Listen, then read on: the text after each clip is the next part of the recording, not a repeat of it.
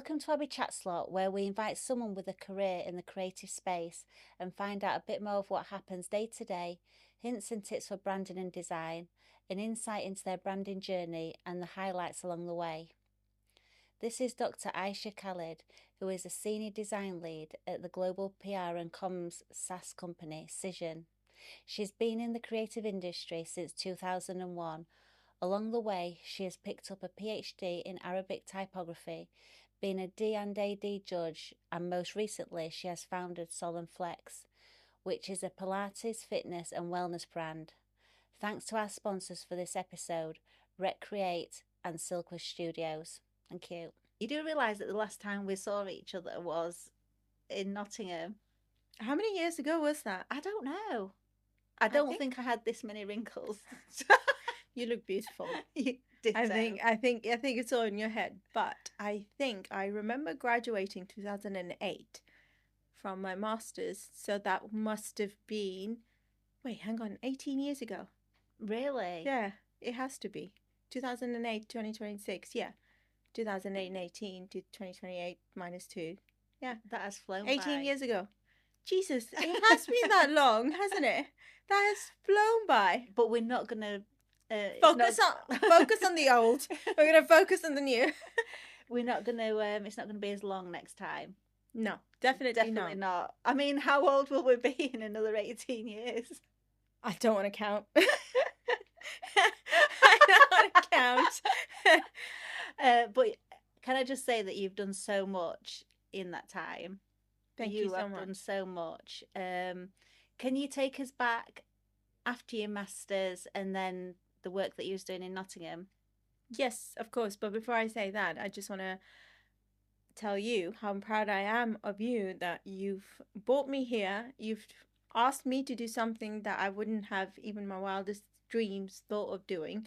And you're doing it and you're making it and you're killing it. And, you know, I'm so super excited for you as a friend. And I'm really proud of you. And what was the question again? Leo girls. Yes, Leo girls. Just how our paths are different, both in the design industry, but how yours just kind of navigated and what you did in Nottingham, because obviously now you work in London, but like, how did your design work? What was it like in Nottingham? What did you actually do? Sorry. So after I graduated, I think you know that I did my PhD in history of Arabic calligraphy. That took about 4 or 5 years, and by that time I turned 30, and I was at a point where I was just like, I feel my life and all the money that I'd put into my academics and my education, it hadn't led me anywhere, and I felt very empty, that I am not where everybody else is or where I'm expected to be, which is financial security at the age of 30, a house to yourself, whereas everybody else around me had their own homes and was financially secure, and I had poured all this money into getting my PhD and my education, and then on top of that people were married or had children and had started the next chapter of their life, and I was like, I'm so far behind any of those things. And I kind of fell out of love for it in design, because I was like, I've spent so much money trying to get to the point that I am, and it's not rewarded me. And so when I one thing that was definitely in my plan was to move to London. Yeah. And so I was very determined to get to that place. But in order for me to get to that place, I also knew I had to survive and I had to live. And I had already been disillusioned by my journey in design and academics, because I wanted to go down the academia route, and academics wasn't getting me anywhere. And I was like, then what's the point? I'll just move to London, do whatever job I can, and become like everybody else and see what happens. But I'm too determined for this to be my story, that I'm always going to live an ordinary life. And I didn't want to live a mediocre, ordinary life. And I, as harsh as that may be compared to other people, that's not the picture I have for myself. That's not the vision I have for myself. Yeah. When you say mediocre, do you mean finances? So, what I mean by mediocre journey or an ordinary life was I mean that I didn't want to live a life that was very mechanical. You Yeah, wake up in the morning, you go to work, you procreate, you have children, you do X, Y, and Z that society asks you to do, yeah, and you don't actually feel a connection with a purpose or your purpose of what God has put on earth to make the most out of life yeah, for you to do. I am a religious person to my own personal self, so I do believe that there's a connection to your own spirituality and finding your purpose in the wider context as well as a personal context. So I was like, I'm not connecting to anything, I'm nowhere near, and surely life has more to offer. God has made this earth so vast and so amazing. There's more to life that it has to offer than living a flatlined life. yeah. Like a 9 to 5. Yeah, a 9 to 5. You wake up in the morning, you go do your job, you come home, you cook for your husband, you have children for the sake of procreating and carrying on a legacy and a name and stuff like that. And I was like, that's all great, but I want it all. Yeah, I want the financial security. I want the home, not the house. I want the home yeah, that is full of two loving parents, that has children who feel fulfilled because they see two loving parents yeah, in front of them, setting them a good example of what a good life should look like, inspiring them. You know, you are financially free enough that you can have those luxuries for your kids yeah, to enjoy. And then they take that away, that they use that opportunity for themselves to go out and enjoy and make a good life for themselves as well. yeah, So, as much as it was about me, but also I was thinking from a wider perspective that it can't end here. This can't be my story. I want to achieve something for myself, by myself. yeah. And now I feel like I've skipped a little bit now, but you have created your own company, and it's so wonderful to watch. Like, it is so wonderful, and I feel like you must have been I feel like it must have been in your heart for a long time prior to this, because this just looks like a lot of years of work. I'm not sure how many it has been that you started Sol and Flex. So I will say that since I was a child, I knew I had something in me that was extremely determined. I remember my mum telling me, I wanted to be a commercial airline pilot when I was like 4 or 5. And I was like, this is what I'm going to do. Like, imagine a 4 or 5 year old child knows exactly what they're going to do. It wasn't going to be, it didn't happen.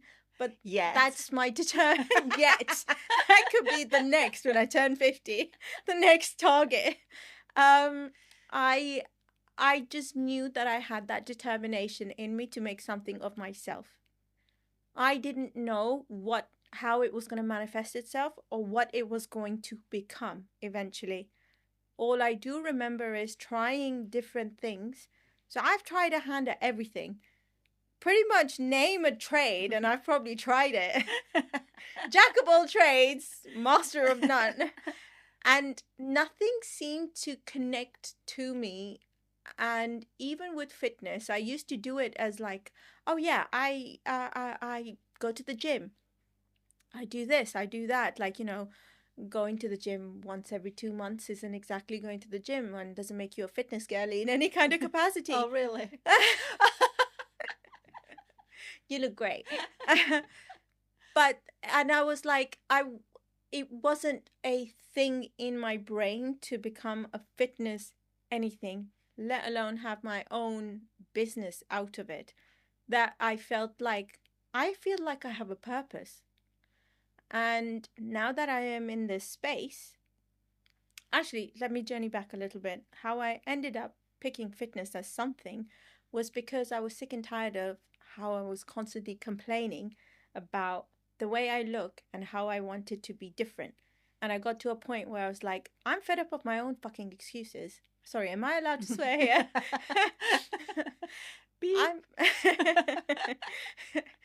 I'm fed up of my own excuses, that I was like, something has to change if it's going to be something that I want to make something of myself.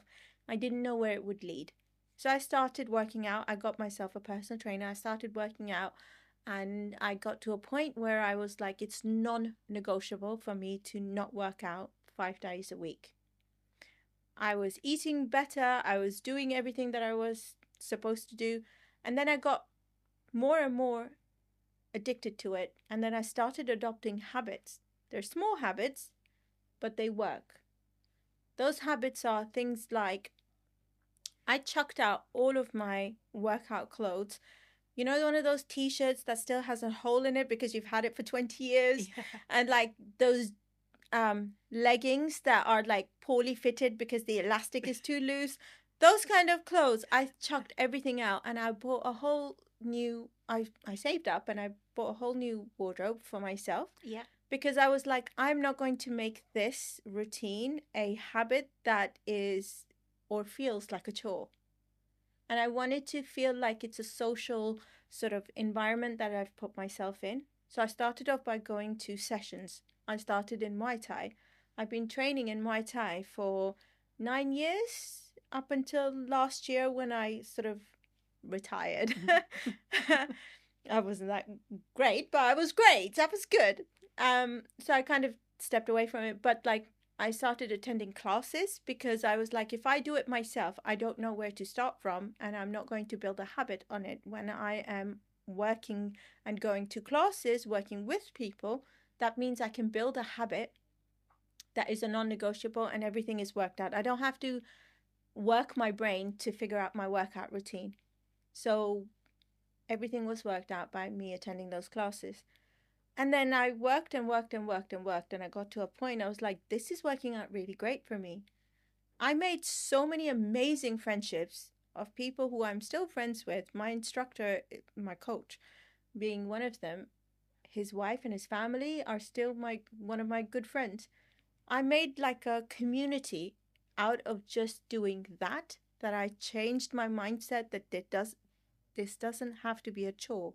It can actually be something that is community, that you're going out for a social thing that is also good for you and benefiting you in amazing ways. Yeah. And by changing those small little things and making fitness like less of a chore and more of a thing, it changed it. And then I got to a point after that, I was that like, intentional? Sorry, was that intentional that you did that?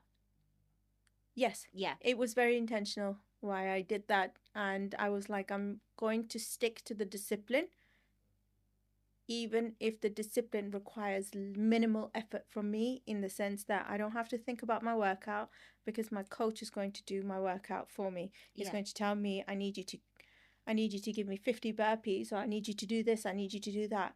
I trusted him.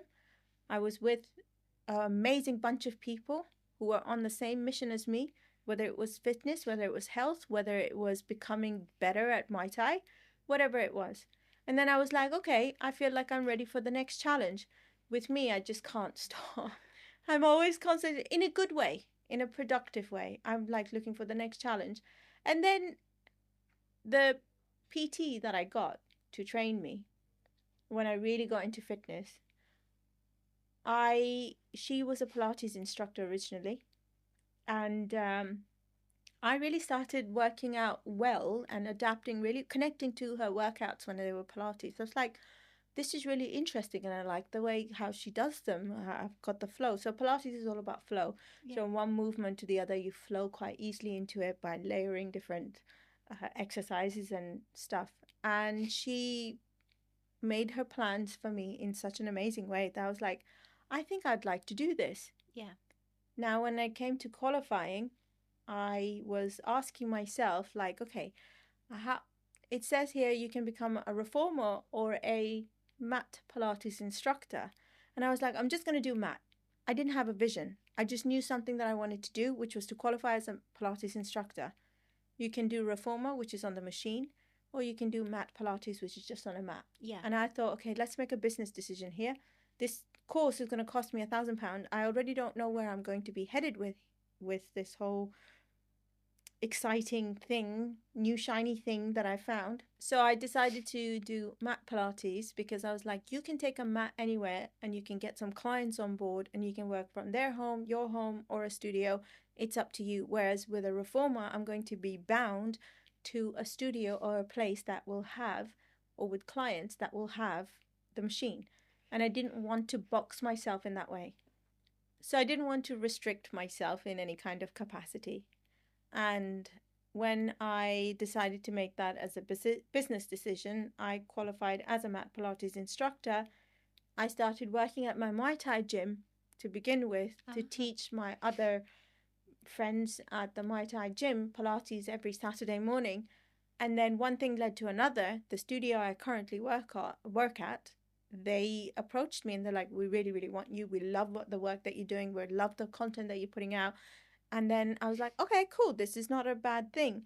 Simultaneously, a friend of mine put me in touch with a few of his clients who were looking for Pilates instructors as a one-to-one with them. And I was like, great. I'm getting all these opportunities. I'm going to take whatever I can. And then from doing this over and over again with the studio and with my clients now, the vision kind of like built itself. But I never, ever, ever let myself down by not sticking to my discipline. My discipline was the fact that you're going to go work out. It's a non-negotiable. Unless, of course, you're ill or you're away or whatever. Or it's a holiday, Christmas or whatever, your birthday, and you want to take a relax. But it's a non-negotiable that you're going to work out and work on yourself. Yeah. Because you are now becoming the example that you want other people to buy into. I have a good personality and I'm personable, so people will, likely connect to that as wanting to work with me. But you also need to lead by example. And so I continued to work on myself. And with continuing to work on myself, people bought into that. And then the studio bought into that. Then I made my whole community of my Pilates instructors, who I am very attached to and I love very much. They started coming in with those decisions that I made, which was working with people, having a good personality, non-negotiable, working with the studio. Yeah, so they're your pillars. Yeah, they would be my pillars, definitely. And now I have such an amazing community, and I'm not a day goes by where I'm not grateful for that community and for everything that I have. And I'm doing it whilst having a corporate day job. So yeah, so the gratefulness that I feel isn't lost on me. It's so inspiring. And what I picked up on there was when you said the content, how did you ever plan to do that? Because that is a big part of your business, isn't it? The content that you put out. So the content that I've been putting out, I think it's important for somebody to stay relevant and for you to be a competitive or to be taken seriously visually. People are attracted to what they see visually. Yeah. For anyone to take me seriously, I have to put content out. But also because of the bigger plans that I had, and I can discuss some of those with you. So one of my biggest plans or ideas that I have is to become a influencer of some description to do with the fitness industry in Pilates, and also bring about a monetization connection plug-in with it. Yeah. And develop my own app, have a YouTube presence, have an online social media presence, which means that your content has to be good, it has to be relevant, it has to be trending, and it has to be a consistent stream of certain description. That also means that I have time constraints. So I can't do content all the time, or I can't be free or available for people or friendships. So I've tried to be smart with the content that I put out. Now, when it comes to the content itself that I put out, one thing I make sure is that my content isn't only limited to fitness and or Pilates. Why? You'll find anyone so many Instagrammers or influencers or anyone to do with Pilates who are only putting out Pilates content. Great, good for them. I've seen the same exercise being repeated by 10 Pilates instructors, and I'm like, okay, it's the same exercise using the same muscle groups and stuff like that. But because how I got into here and how my own ethos about the fitness industry is that the more you limit it to just fitness, the less it's going to feel like it's a continuation of into your life. What I mean by that is fitness should be a lifestyle and not just a chore. And that's what I said earlier on as well. When you separate the two, they stay and remain the two separate entities. But if you say that my fitness goes hand in hand, because that's my lifestyle, that's why I post lifestyle content, that's why I post fitness content on the same page. Why can't you go on holiday and enjoy Pilates on the beach? Why can't you go on retreats and feel like, you can wear an amazing dress or whatever? I know these are first world problems. I understand that.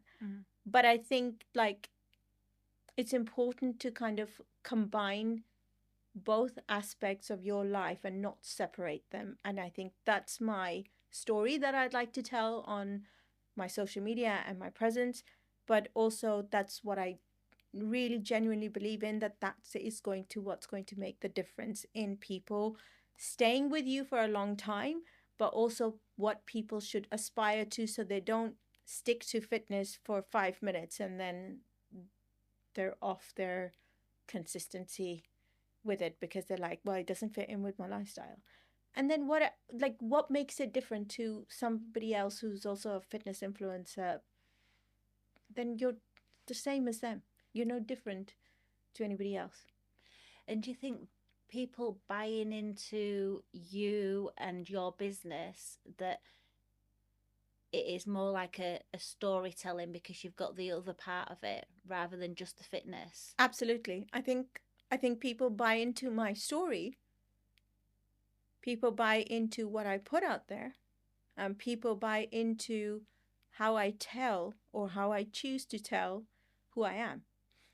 One thing I always say to the girls who are around me, majority of my clients and my people that I work with are female, which I also want to change. I want to have a space for men in my classes and my sessions and my one-to-ones as well. Yeah. But most of the women around me who work with me or who are my clients, I make sure to tell them that the space that you're about to step into, which is my space in my sessions, whether one-to-one or group sessions, is an all-inclusive space. When you think of a Pilates instructor, most of the time people will think of a white girl with a skinny frame who drinks matcha, who has light hair and light eyes. That's what you would think, with chiseled abs. I am none of those things. I am not white. I have curves. I have dark hair. And young girls, that's what you would typically think. I am 42 and I do none of those things, or I am in no way, shape, or form what people would associate with. And I have made space for myself because I do have the audacity to do that and the confidence in myself to do that. And I want every other woman to feel that there is a space for them, that nothing is unreachable for them if that's what they choose to do. Nobody should feel shame due to their body type, their age, the color of their skin. Anything should stop them from being able to attend a Pilates session. It's not for a specific group of people. It's for everybody. It's an inclusive space. That's how I choose to live my life, and that's what I choose to create for other people as well. And that's the story I always try and tell. And for other people that with different entering this different kinds of products, what tips would you give them if they wanted to incorporate storytelling, or they feel like they're not achieving it very well? What tips would you give to those people? I think the most important thing I can tell people is authenticity and being genuine to who they are, and not putting on a front about who they are. I think a lot of people think that when they come into this industry, they can put on some nice clothes and they look beautiful in some of the pictures, and that's it. That job done.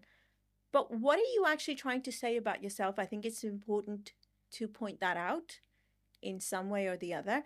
And obviously, you can look at one page and you're just like, oh, okay, cool, I know the story, and then close the chapter and go away.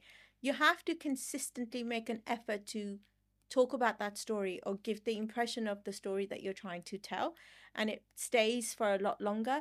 The reach will be a lot larger, but also the consistency of your reach with your audiences to be able to connect to them is going to have longevity in it as well. Definitely, you have to stay authentic to your voice, your character, your narrative, and also a lot of fakeness in the influencer kind of industry as well. So I think like you need to be honest about who you are, because people are very smart, like your clients and everybody who meets you in person, especially with me, because I still see my clients in person. And if you're putting on a fake front, it shows. Yeah. And yeah, people will click on very quickly. Yeah.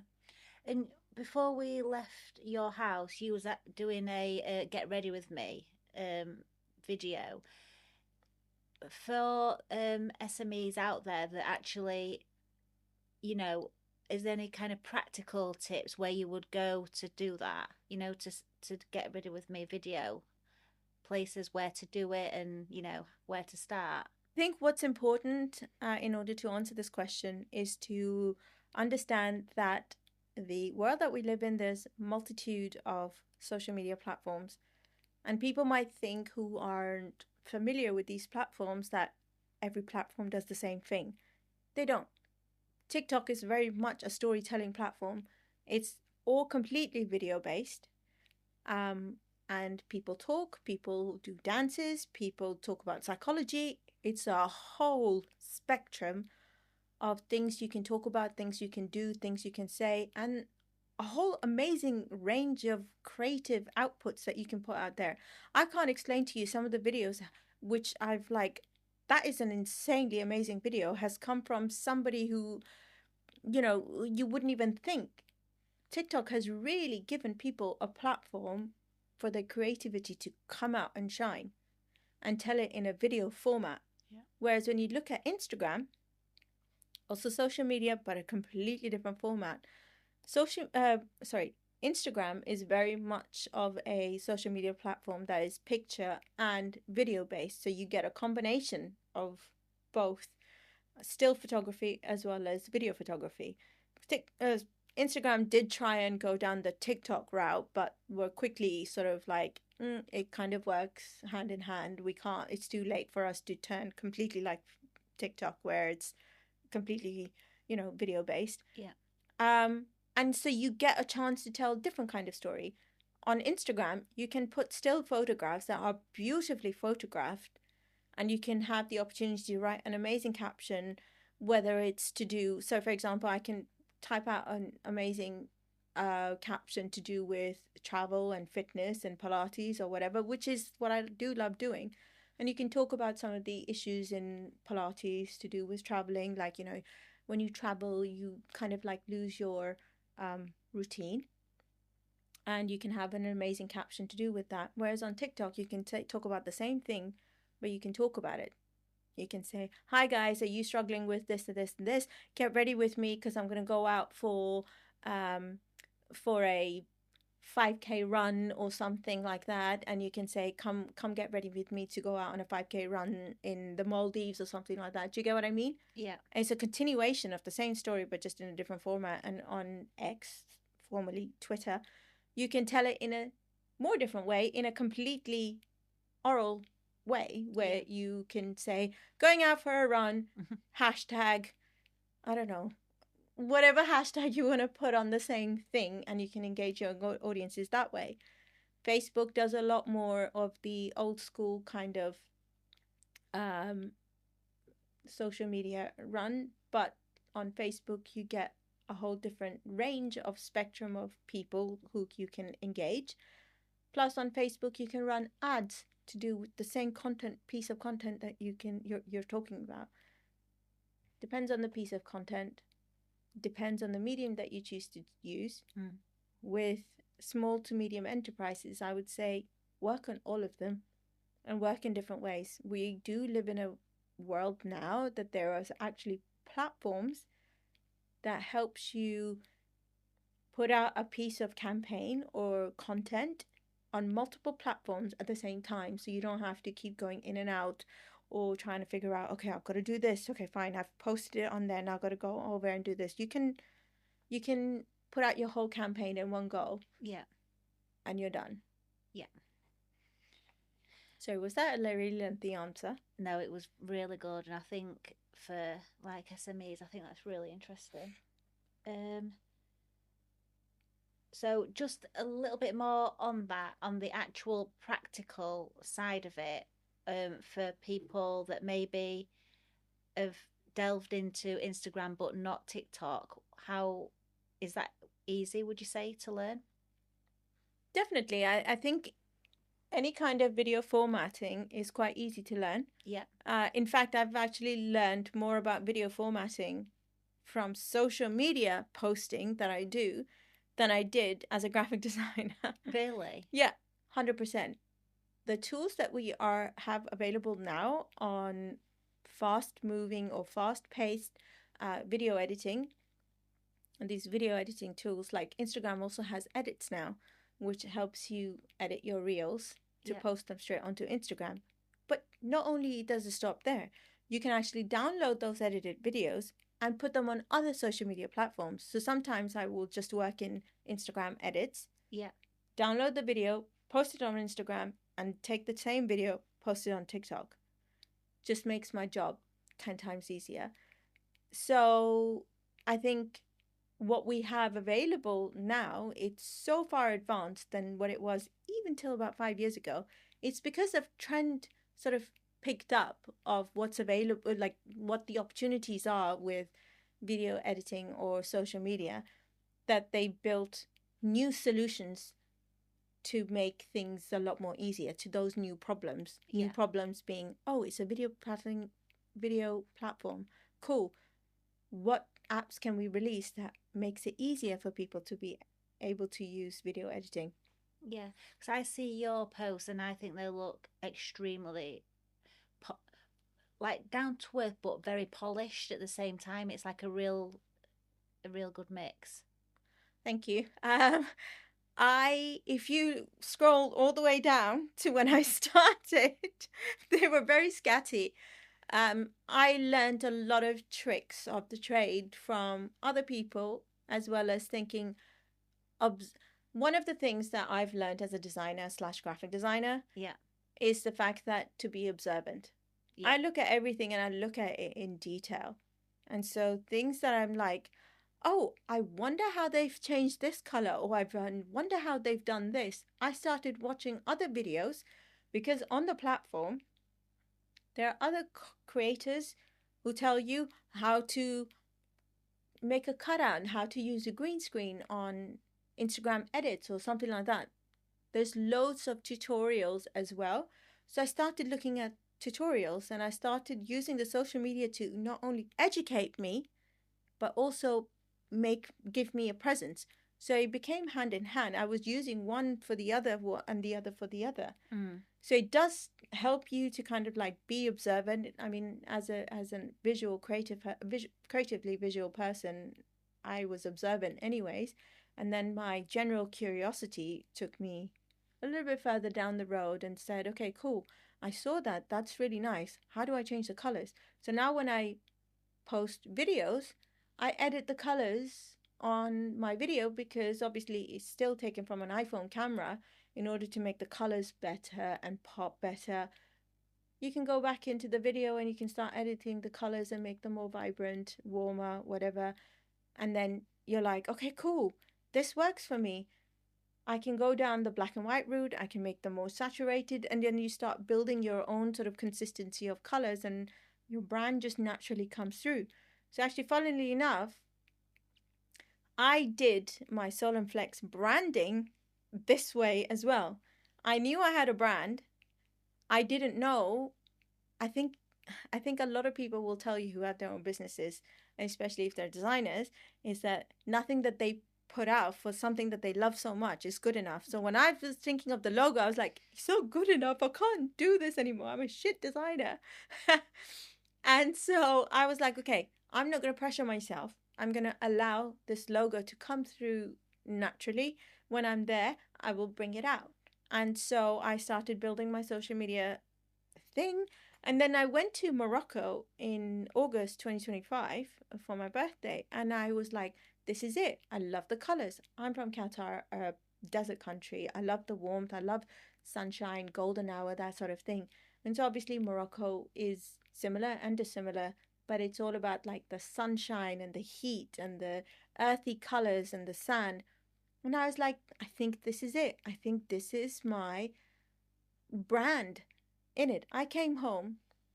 I had already was working with a developer to work on my website. I was like, I have a mood board for you. So I put a mood board together for him, and the brand started growing out from there. It's not exactly where I want it to be, but it is, I'd say, 60 to 70% there, just because I kind of reverse engineered how I was going to get to my branding and my brand logo. So it's still a work in progress, but it's going down the right direction of what I would like it to go down. And you know, when you said you didn't think it was perfect and you kind of was apprehensive about putting it out there, when people are creating content and they're wanting to do storytelling within their brand, would you say just put something out there? Or I would never say to somebody to put something out there for the sake of it, because then if there is a crisis, you're going to be in trouble. What I mean by that is, like, if you've put out something that is based off a trending topic on Instagram or social media, or even in the industry, and you put it out, you're like, oh, I think this is trending and I think it will do that, just put out for the sake of it. And you've not thought about how somebody else is going to read it or understand it, and you put it out there and then it gets backlash, then you've got to deal with the PR crisis that is happening. And I think that's really important to understand, and from an empathetic and a sympathetic point of view of how somebody else is going to read a piece of narrative or story that you're telling, because as a small business, that could be quite damaging in an expensive way. Yeah. You could lose clients over something that is silly that you put out and you didn't give it thought. If in your head it's silly, it was a silly mistake to make, but that silly mistake has cost you because the client won't want to work with you, or your peers don't want to be associated with you. Collaborations go down because nobody was willing to touch you. And as a small business, big businesses, they can afford that because they've got a multitude of people that will still work with them. Small businesses, you don't want to mess up your opportunities, so you kind of have to be a bit more careful. Yeah. What do you think the balance is then of, so there'll be people out there that refrain from putting videos out there because they want it to be perfect. So getting that balance, what do you think to that? I think you should put a video out there even if it's not perfect when it comes, but depends on, when you say perfect, depends on what you mean by that. If you are suggesting that perfection is to do with the quality of the video itself, then I don't think that is, it's not that deep. Yeah. Nonetheless, if you are talking about the content itself being not considered and not well thought out, it can be a hit and a miss. And when I say hit, I mean not in a good way.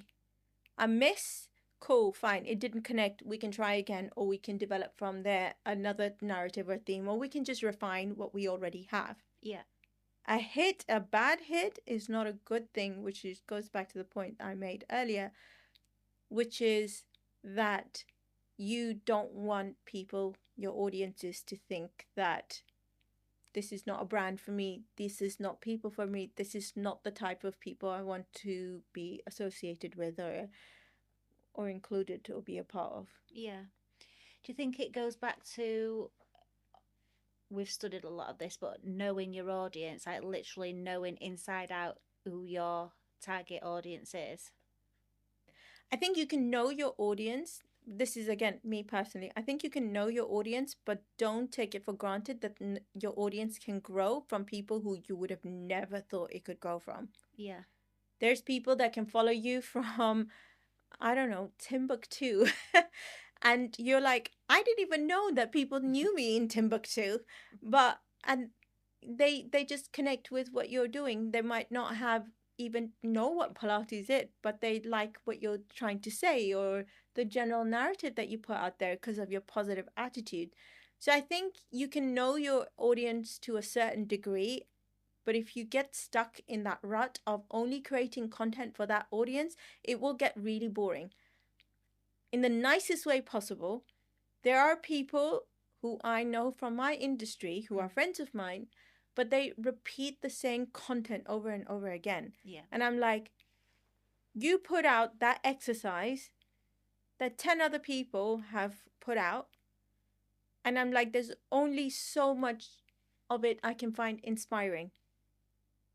And it becomes monotonous. It becomes boring, which is why I said people also need to see you as a lifestyle as well and not just a set of exercises.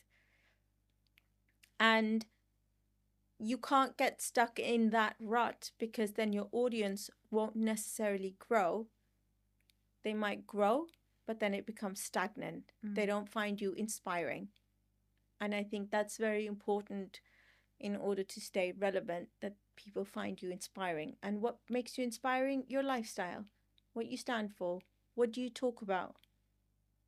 And so I post, like, I love traveling, I love languages, and everybody knows I've put it out there that if I ever had a superpower, my superpower would be to be able to speak any language at any moment from any civilization in the world.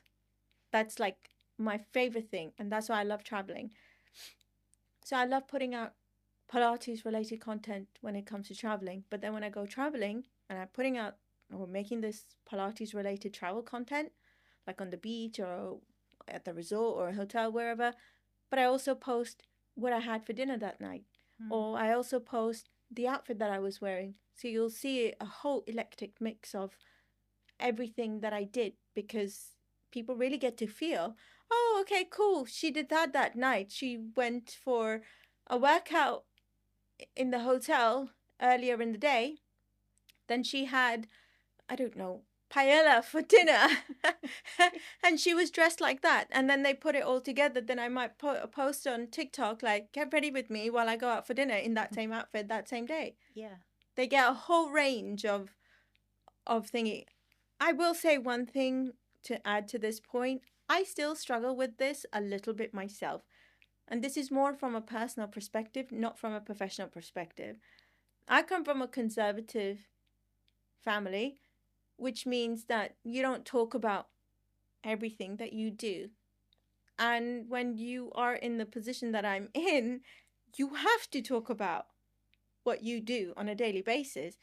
And I am used to, my psyche is used to kind of like controlling what I put out there and what I talk about and what I, share with people. And now I'm suddenly forcing myself to share with people. And it's just like, I don't want to do it, but I have to do it. I don't want to do it, but I have to do it.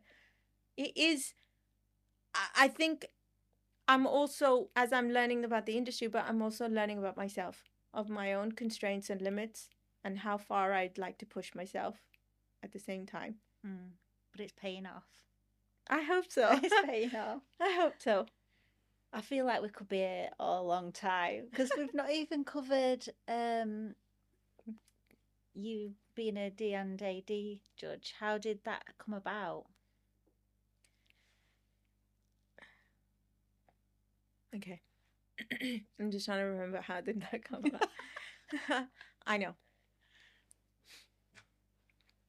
So the D&AD judging happened because of the fact that I had submitted a few of the events related campaigns for the D&AD award. And I'm talking about 2018, 2019 as part of my work. Unfortunately, that didn't go anywhere, but I had built some contacts with a few people who worked within D&AD who were helping me piece this whole thing together. The whole organization is lovely people. Like, they must have like the jackpot of the loveliest people that they work with. So I stayed in touch with them, and I think I had expressed the desire to work more closely with them.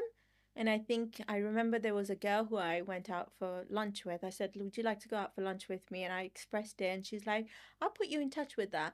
But again, it kind of like the thing that I said to you earlier, it's having the audacity and the confidence within yourself that you're not going to take advantage of somebody, but you're going to have the audacity to ask for something, or to express that there's something that you'd like to do. And I did take opportunity of the fact that I did say, I'd love to do it. If you know of any opportunities, let me know. And so she put me in touch with the people at the award side of things. And they contacted me when the awards were coming up. I think probably like 3-4 months prior to the awards. They got in touch with me and said, would you like to be a judge on the panel? I was like, hell yes. Hell yes. So they put me on the judging panel, which was super nice. And I remember going through the motions, and I was like, pinch me, because I can't believe this is happening. And it was like a professional success. I genuinely, that was one of the moments where I felt like, you remember I said earlier, like after my PhD, I felt like my efforts in my education and in love for design hasn't been fruitful. And I feel like it's not rewarded me. For the first time in a very long time, I felt like genuinely rewarded and respected with everything that I'd worked so hard for up until that point. And then because I had such a great experience, they asked me to do it the following year again. And they invited me to a few networking events, which was super sweet of them. And yeah, so I did that for 2 consecutive years. So I'm super grateful, like I said again. Yeah. And do you feel that if a design agency wins these awards, do you think that is really beneficial to them? Because some agencies don't aspire to have these awards, do they? I think it's quite segregated in how they feel about these awards. What do you think? I think it is a personal thing, whether you think that, I can imagine that they think that this is external validation they don't need for their creativity. I don't think it's a bad thing. You're not seeking validation. You're still carrying on with your work. It's not validation. I don't see it as validation or need for validation. I see it more as, oh, okay, great. You've won something. You've won something for the work that you've put in. Let's crack on to the next project. Let's carry on, and don't let it get to your head in the wrong way, which I don't think anyone does. Like, our industry is very humble, par a few funny characters, but generally our industry is very humble. Like, the design industry is super humble, and it's just a nice thing to have, and I think it's very meaningful. So I want to add here that the 2 judging awards panel that I was on was for New Blood, which is for people who are just graduating and going into the industry. And so the brief was based around that. I cannot explain to you the amount of gratitude these kids had towards being even nominated, let alone win the actual award. And I know it means so much to have that on your CV, but they also know that, okay, life doesn't stop there. I have to carry on. But it kind of leverages them to be able to say to potential employers, hey, by the way, I got my education. Yeah.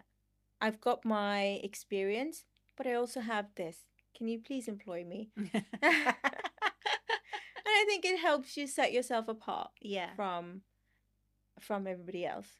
It does. It gets your foot in the door. Yeah. Yeah. For sure. For sure, puts your foot to the door. And who wouldn't want that? You can say that the validation thing and agencies, everybody knows that they've already got a reputation, so they don't really need it, so it's fine. But it means so much because I've seen it firsthand. I had one boy, I'm not going to name him, he was the person who won one of the awards that I was on the panel for New Blood. I cannot explain to you how grateful and thankful he was. He literally added me on LinkedIn and he was like, I'm so grateful. I'm so thankful. Thank you for so much. And he was just like, I don't even have anything that can, express my gratitude. I was like, you did it. This is your amazing work and you deserve every bit of, and I think he's doing really well with himself. I haven't checked up on him, but I knew at that time, soon after he got the award, that he was already sort of like cracking on and doing amazing things. Yeah. In terms of getting your foot through the door, how did you get your foot through the door? Because it's not I wouldn't say the design industry is always the easiest to get your foot in the door. Design industry is one of the hardest places that you can, because like we are treated like shit by people who don't see our value. I wonder why that is. Because we don't produce ROI. We are not return on investment. We are actually an expense. We're seen as an expense. If I really talk about it from a financial perspective, creative people are seen as an expense because we don't bring money back. They will give us money to get their brand and everything out the way. People who bring them money is like lead generation, marketing people to do with lead generation and sales and that sort of thing. They're a return on investment, so they are more of the priority, whereas designers are not seen as a return on investment, and it's quite harsh to live with that, knowing that that's how you're seen, as you're just as a number who's going to just take money away from them. That's why a lot of design jobs, even in London, aren't well paid. How I got my foot through the door was because of the fact that I got smart with how I set myself apart. I worked in a recruitment job just before I got my current job, and in my recruitment job, one of the things that they taught you, when you are bringing on a client, in recruitment terms, a client is somebody who is the company that you're working with and the candidates that you're working with. 2 clients, right? And you match them up. Now, one of the things they always used to say to us in the recruitment industry is when you are approaching or onboarding a client, as in the company, you always find out who the decision maker for that job role is going to be. So if it's a graphic design job role, likely you're going to be reporting into a senior designer or a creative director. You figure out who it is by having those conversations with them and checking up on LinkedIn, blah, blah. This job that I'm in now was advertised, and I was like, okay, I have 2 weeks to find a job, and I'm going to throw everything into it, every resource that I have, everything that I've learned, if I've learned anything, and I'm going to do that. I started hunting for jobs, found out who the job was, started looking up the company, started looking at the role, and one of the roles was a mid-weight designer at that time, and the person will be reporting into X person, I won't name names, and X person who is the creative director, she was the creative director at the time. I was like, okay, perfect.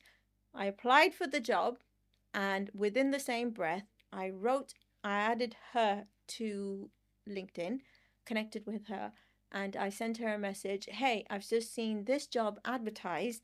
I'd like to know a little bit more about it. I'm not asking her for too much. I'm not saying anything. I'm like not saying choose me or whatever. I'm just showing my keenness and my curiosity about the job role. Mm. And that's all the message I needed to send to her. Then she approached me and she said, hey, thank you for connecting. So the job role is X, Y, and Z. I engaged her in a conversation. So we were literally backing and forthing on LinkedIn messaging instantly. And I was like, okay, cool. What does this mean? Half of the language she was explaining about the job role, I was like, I don't know what that means. I don't know what APAC is. Of course I did. I'm just joking. But I don't know what this means. I don't know. And then I was like on Google, okay, cool. This is what this means. And then I was replying her. We didn't have ChatGPT when I got this job 8 years ago. Yeah. So I was like, okay, Google, cool. Blah, blah, blah, blah, blah. And then I was like, great. This is perfect. Up my road. Blah, blah. Then she went against ethics because she liked how direct I was with approaching her. Yeah. And she liked my directness and my ability to be warm and friendly and like not be a weirdo. She liked my ability to be likable, and I'd like to think that I am likable. And so she went against the normal stream of going through like the formal process of interviews, 1 stage, 2 stage, 3 stage, 4 stage. She was like, okay, I'm going to speak to HR, set up an interview. I was supposed to have 3-stage interviews. Went for the first interview. It was a video call, sat down in my room, and I remember I was like, I had lost my job in recruitment at that time. That's it. I had 2 weeks to find another job because I had lost my job in recruitment. And I said, I have 2 weeks to find a job. Like, it's a non-negotiable. I was that determined. And she worked it out with HR, set up a phone call, a Zoom call. I sat down and I explained everything about myself not in an emotional manner, but some emotions were there, but also in a professional manner of the kind, what I can bring to the table, asking her questions of, cool, what do you want in me? What can I do better? What can I do less? And then she explained to me that she wants more of a connection between the American output of design as well as the European output of design, because it's a global company. They were very disjointed at that time. And so she's like, I want it to be a lot more connected, and I want the different regions within Europe as well a lot more connected. So you're going to be looking after Europe, but I want you to connect them and then connect to me. She'll bring the Americas in so that we're a global unit, like so. And I was like, done. That I have displayed to you my ability to be likable and inviting and engaging enough that you're talking to me as a creative director. And she was convinced that if I can do that with her, I can do it with other people. Yeah. And so, yes, there was certain level of luck. Yes, there was there were probably people more qualified for that job than me. But I also did something that would have set me apart from other people that were probably on her table, which is my ability to be engaging, my ability to be curious, my ability to ask questions, my ability to see things from a wider vision than maybe others.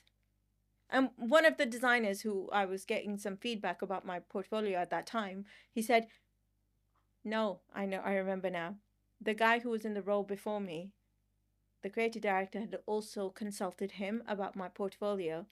And later on, when he was leaving, because we overlapped a little bit by a week, and he was giving me a handover in that week, and he's like, you know, you're really friendly. I think you'll be fine for this job, and like we made a good choice and stuff. And he goes, I said to him, so why did you guys choose me? He goes, can I be honest with you? I was like, sure. He's like, your stuff wasn't as conceptually on point.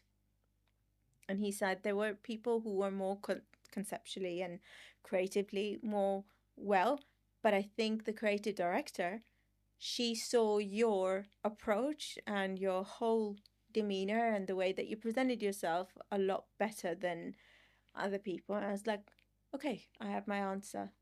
So I think my determination and a little bit of luck went far, and that's why I would advise to anybody: don't undersell yourself. Be determined. If you want, you might not know how to get it, but one thing's for damn sure, that if you're that determined, you can really make a difference for yourself. And I think you're really good at analysing what people require and then acting on that. I try to. I do try to. Don't get me wrong. I made a lot of mistakes to get to the place that I am. A lot of mistakes. It wasn't an easy road. It was a very emotional road as well at times. Like, there were times where I was just like, I don't know if I'm going to make it. I left home, my parents' home, to come to London and do something by myself. I was like, I don't know. But the worst thing that can happen to me is, like, I have to go back home. I've already upset my parents by leaving home as the girl of a conservative pair of parents. I can't go back and on my word. So yeah, I had to pick up skills from, I lived a very sheltered life. I lived a good life with my parents who did well in life and could have provided me that me and my kids wouldn't have to work a day if I didn't want to, or if they didn't want to. But I was like, no, I need to do something for myself. Ain't no way I'm going back home. And if this doesn't work, then I've failed everything, and I have to learn a new set of skills coming to London. Things happen faster. I can't be naive. I had to pick up the pace myself. That's why maybe working in recruitment, which is such a cutthroat industry, really helped. Because you're just like, okay, you're out the door. You didn't make a sale. Cool, you're out the door. Got to talk to people, learn a skill set, talk to people. Yeah. And so yeah, those things did help. And working at Cision, what do you do there? So I work in the marketing department. Within the marketing department, there is the design section. Yeah. The design team. Cision is a sort of, how do I say, umbrella company, and we have different products within that umbrella company. So we have 4 now, actually. We have 4 products, SaaS products. We give those solutions to a range of industry, PR and comms. It's a MarTech company, PR and comms related, marketing related solutions. So within that design context or design team, I work for marketing outputs. So I work in-house. Anything to do with Cision, whether it's events, social media, paid ads, website, any kind of piece of content, me and the team will work together to output those things to make the Cision brand a stronger brand and with a stronger presence. So already I'm learning those things, and then I apply those things to my own sort of Solenflex Pilates related business. So yeah, that's what I do over there. It's challenging because it's a global company and it's an American company, and so there's a lot of changes and there's a lot of thinking about, you know, sort of the team and the future of things and changes and corporate jargon and stuff. But it's also I found very rewarding in a lot of ways as well. Everything I know and the lifestyle I get to live is because of my job and the people that I work with and the job satisfaction I get from that. I genuinely am so satisfied with my job. I love my job, which is why I'm still there 8 years later. Yeah. You have to kind of like not go in all guns blazing, because if you go in with that all guns blazing kind of thing, you can't sustain that energy. So you've got to go in, cool, I don't know where I'm headed. The first thing I'm going to do is make it non-negotiable. I'm going to go 1 day a week. 2 weeks time, I'm going to increase this to 2. A month later, okay, going to go 3. But remember where I said, like, there's small little things that you can do. But I think the most important thing is, when you go home, check out all of your clothes that are your old clothes, workout clothes. buy nice stuff. Even on the off days where you're just like, oh, I feel so rough or I don't feel energy. When you put on those nice clothes that you bought for yourself, you can put the most oddest looking color, but they still look nice because you bought nice stuff. That will automatically just change your mindset. It's like putting on makeup, right? You're still the same person before and after makeup. As soon as you put makeup on, it's just like you transform. It's a bit like that. What is the simplest storytelling exercise that SMEs can do? I would say that, first of all, keep yourself authentic as possible. Yeah. And then bring that authenticity into any content that you produce. Storytelling or two-dimensional, it all adds up to the same narrative. I think understanding and using your noggin for common sense in some of the campaigns that you're putting out there is important. That within itself is an important exercise. And be considerate to, you don't have to please everyone. Not everything your business produces is for everybody, and that's also okay. But don't go out there offending people, and utilize all the resources there are out there. We live in such a technologically advanced world that there's so many AI and non-AI resources that are out there to help you build your brand to how you want to see it, to help you bring that story about. Again, like I said, have a wider vision. Even if you don't have those smaller steps worked out, i.e. storytelling, okay, how am I going to tell the story of this day or that day or my campaign or what I'm trying to say or trying to achieve? But just say it authentically, say it with confidence, say it truthfully, and say it with some level of audacity. Everybody has imposter syndrome. I had imposter syndrome before coming here. And that's also okay. But you can be authentic and audacious at the same time, I think. You can be authentic because you believe strongly in your compass from a moral perspective as well as the progressive perspective. And the audacity will get you over the line because you're just like, cool, I feel like I can't do this, but I've done harder things before. And if I could do those, this feeling I'm feeling of an imposter, it'll pass. Just sit here and just do it. And then utilizing all the resources that are out there, using them in a help you yourself DIY kind of way to put content out there, whatever it is, however you're going to tell your story. I don't think anyone can go wrong. You'll make a lot of mistakes, and the only thing I can tell you from my own personal experience, I made a lot of not bad mistakes, but mistakes that I'm like, that was silly. Like, oh, I could have done that better. I could have produced this video in a better way, or the photograph could have been better. But I'm like, I'm not out there trying to be perfect.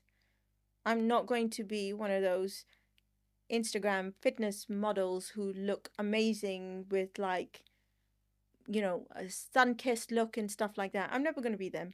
But I am going to be authentically me, which is however I want to portray myself. So I think it's important for you to realize your own potential. Give yourself the grace of making mistakes and give yourself the grace of growing as you learn from those mistakes and as you learn from what else is out there, so you can start using that as well. And then finally, with AI, do you use that a lot? How do you feel like it's going to change the design industry? Obviously, when we graduated, it was very different. I don't think AI can replace us. I'm sorry. I've seen AI produce some of the most wildest and roguest things. Like, I'm like, no. Somebody also has to, at the same time, put a prompt in for AI to produce something. Yeah. And if you have unqualified person putting in those prompts for AI to produce a piece of campaign or a piece of video or a piece of whatever, firstly, AI produced content is not going to look authentic or real or great. It does look like AI. People can recognize it straight away. Yeah. And second of all, the person who is putting the prompt in is likely going to be unqualified in the creative space. They're going to put a prompt in.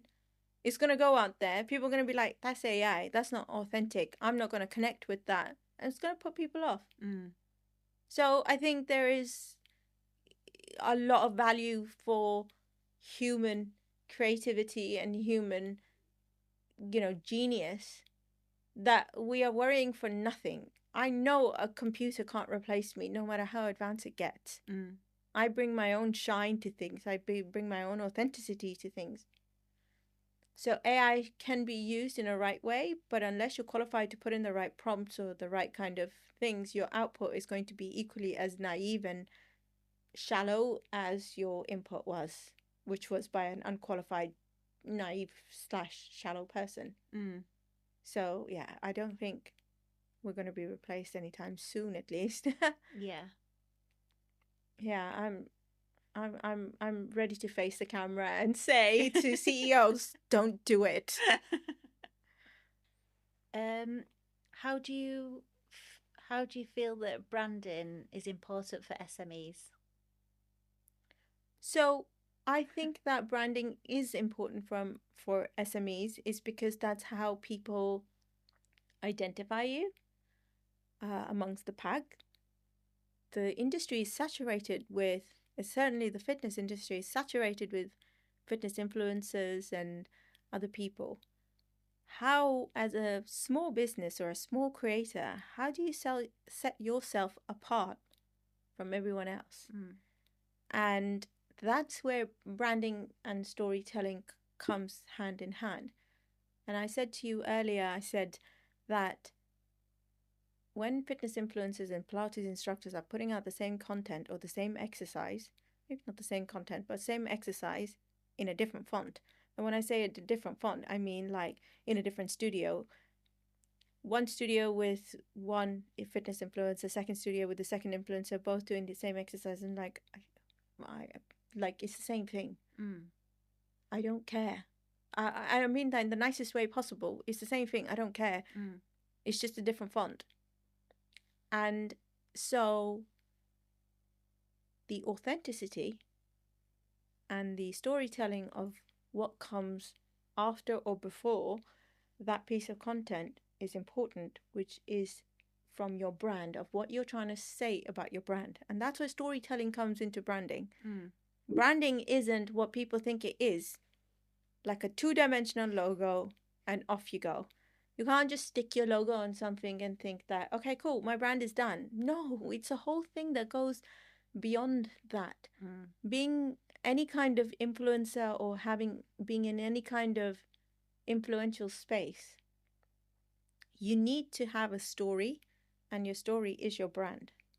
And I think branding is so misunderstood, and I built my brand, and I very earlier on, actually, even when I started, even though I might not have a logo, but my story has been consistent and there from day one. For everyone who I'm associated with or who wants to know me or knows me, for them to know that my space is inclusive for all and everyone, and that I am a representation and I matter. Representation of my skin type, of my body type, of my age, whatever else is associated with me. But also, I am not limited to. There's a whole world of me that is connected to my fitness. My fitness isn't without my life, and my life isn't without fitness. And so where I go to eat, what I eat, where I go to eat, how I dress, how I present myself, they're all part of the story I'm trying to tell. And a logo won't fix the brand. That's why I took it not non-seriously. Of course I took it seriously, but I was just like, I would rather have a brand without a logo first than have a logo without a brand, or at least the story of the brand. So I have a story, I just don't have a logo yet. That's, so I think that's very telling, isn't it? I'd like to think so. I think they're so... You go on Instagram and it's just like it would take hundreds of thousands of years for you to figure out and know every single person who exists in the fitness industry. But people connect to you. People buy from people. That's just... Actually, I worked a sales job in recruitment. The first thing they taught me, people buy from people. And I was like, that is so true. People buy from people. True. You can set up an ad and expect it to do 0 views or have 0 monetization because of the fact that nobody bought into what you were trying to sell because it was so inauthentic. Goes back to the point that I made about AI. AI is so inauthentic. You can put in the prompt that you like and get it to generate what you want, but it won't connect with people. People want to buy from people. That person telling that story, i.e. me telling my story, has to have a connection with the person that said, I want to come to your classes. I want to sign up to your app. I want to follow you on YouTube. I want to follow what you were eating on your holiday. Can you make me a plan for my nutrition, my macros and counting and all those things, or my my fitness routine on holiday? Yes, of course I can. Why? Because I did them myself. And all those things matter more than people think. It's been a pleasure. It has absolutely been a pleasure. Pleasure's all mine. I'm just so happy to see you after 18 years. I'm super grateful, and I could not, let me say it for the record one more time, I could not be more proud of the woman that you are and the woman that you're becoming. And yeah. Ditto. Oh. That last bit though is so poignant because some people do get a logo and think they've got a brand, and the fact that you've been in the industry so long and that the logo is one of the last bits is just like amazing, isn't it? Like it's really very telling. Yeah. I literally, and I shouldn't say this, but like I have so many friends from the industry. I love them to bits, but I'm like, I still like their stuff because I want to support them. Yeah. And I still comment on their stuff because I want to support them. But I'm like, I saw 10 other girls do the same exercise in a different studio, in 10 different studios. Yeah. It's boring. It's boring now. And then they will only get likes from a certain audience. Whereas I want to be able to get likes and engagement from abroad, from a broader audience that can find something for themselves that they can connect with. And the lifestyle that I want to sell, what I want people to engage with, is the lifestyle of, she's an older woman, she's got curves, she's from an ethnic background, she has a whole different life as well as this fitness and Pilates life, and she can do, and she's still doing whatever she wants, and that's amazing. And she has a whole different life for herself that she's creating or created, and people feel inspired. I can't explain to you, girls half my age have feel like you're doing such amazing things, like I feel I can learn from you. People my own age, women my own age or older, are like, you're doing so great, and that's it, that's what I want. So many girls from an ethnic background have come up to me and said to me, Aysha, like, thank you for being there, because like I feel like Pilates wasn't for me. I'm like, girl, I got you. Really? Yeah, because they feel like there wasn't representation within the Pilates industry for them. I think I only know, from my ethnic background, I only know maybe one girl from my ethnic background that does Pilates and is an influencer. Gosh. One person. There are other ethnicities as well, but there isn't that many. But from my particular ethnicity, one person that I know of. Sometimes it's hard to, I'm not obviously walking in your shoes, so I didn't realise how it's kind of unrepresented, if you know what I mean. Yeah, and I think a lot of people wouldn't know that. I didn't certainly think of it or know it, understand it until I got into the industry. Then you're like, whoa, okay, cool. No wonder I wasn't able to connect with these skinny girls who drink matcha. By the way, I hate matcha. I just want to make that clear. I hate matcha, so I'm even more of an outcast. Nobody likes me. So I'm even more of an outcast. So I was like, okay, cool. I can be a non-matcha drinker influencer for fitness industry and Pilates, who also happens to be brown, who also happens to be older.